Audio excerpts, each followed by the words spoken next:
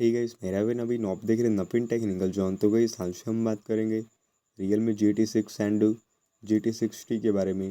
And guys आज का हमारा टॉपिक है how to solve sound problems के बारे में। तो गाइस अगर आपके फ़ोन में आपको किसी भी चीज़ का साउंड शो नहीं कर रहा है, साउंड सुनाई नहीं दे रहा है गाइस, तो आप कैसे है प्रॉब्लम्स को ठीक करेंगे। तो वीडियो को लास्ट तक देखिए एंड समझिए। एंड अभी तक आपने हमारे चैनल को सब्सक्राइब नहीं किया है तो प्लीज़ सब्सक्राइब कर दीजिएगा।